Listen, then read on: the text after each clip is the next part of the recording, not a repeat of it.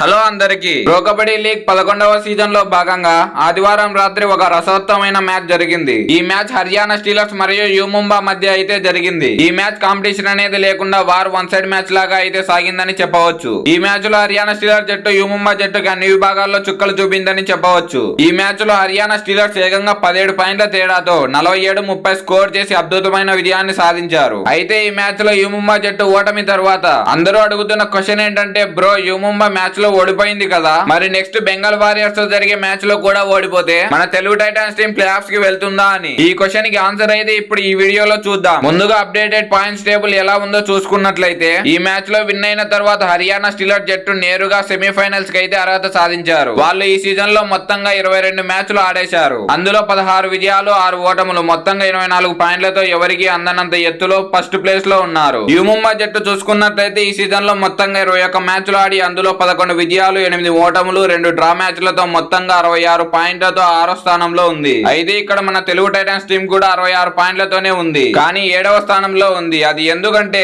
మనకు score difference వచ్చేసి అదే అండి, క్రికెట్ లో నెట్ రన్ రేట్ అంటారు కదా, అది నెగటివ్ లో -40 గా ఉంది. అదే యు ముంబా జట్టు చూసుకున్నట్లయితే ఈ మ్యాచ్ ఓటమి తర్వాత కూడా you Mumba team points table లో తెలుగు టైటాన్స్ కంటే ముందు స్థానంలో ఉంది. నెక్స్ట్ మ్యాచ్ లో యు ముంబా టీం ఓడిపోతే మన తెలుగు టైటాన్స్ టీం కి ఛాన్స్ ఉంటుందా అని చూసుకుంటే ఉంటుంది, కానీ అసాధ్యమనే చెప్పాలి. అది ఎలా అంటే, యు ముంబా నెక్స్ట్ జరిగే బెంగాల్ వారియర్స్ తో మ్యాచ్ లో చాలా బిగ్ మార్జిన్ తో ఓడిపోవాలి. అది ఎంత పెద్ద మార్జిన్ అంటే దాదాపుగా 40+ స్కోర్ డిఫరెన్స్ తో ఓడిపోవాలి. అప్పుడే వాళ్ళ స్కోర్ డిఫరెన్స్ మన తెలుగు టైటాన్స్ టీం కంటే తక్కువ అవుతుంది. కానీ ఇది చాలా కష్టం. 40+ పాయింట్లతో ఓడిపోవడం అంటే మాటలు కాదు. అది కూడా సీజన్ లో బాగా పర్ఫార్మెన్స్ చేయకుండా పాయింట్స్ టేబుల్ లో 10వ స్థానంలో ఉన్న బెంగాల్ వారియర్స్ జట్టుతో ఓడిపోవడం చాలా కష్టం. సో ఫ్రెండ్స్, మనం ఎంతగానో అభిమానించే తెలుగు టైటాన్స్ టీం ఈ సీజన్ లో ప్లే ఆఫ్స్ కి రీచ్ కాకుండా ఇంటికి వెళ్లిపోయినట్టే. ఎలాంటి ఛాన్స్ అయితే లేదు అని నాకు అనిపిస్తుంది. యు ముంబా నెక్స్ట్ మ్యాచ్ లో ఓడిపోయినా కూడా ప్లే ఆఫ్స్ కి క్వాలిఫై అయినట్టే అని చెప్పాలి. ఈ విషయం తెలుగు టైటాన్స్ టీం కి చాలా బాధాకరమైన విషయమే, బట్ మనం దీన్ని యాక్సెప్ట్ చేయాలి. నెక్స్ట్ సీజన్ లో బాగా టీం ని బిల్డ్ చేసుకొని మంచి కంబ్యాక్ ఇవ్వాలని కోరుకుందాం. సో ఫ్రెండ్స్, ఇంకో విషయం ఏంటంటే, ఈ సీజన్ లో మన తెలుగు టైటాన్స్ టీం మంచి ప్రదర్శన చేసినప్పటికీ ఓడిపోయిన మ్యాచ్ల్లో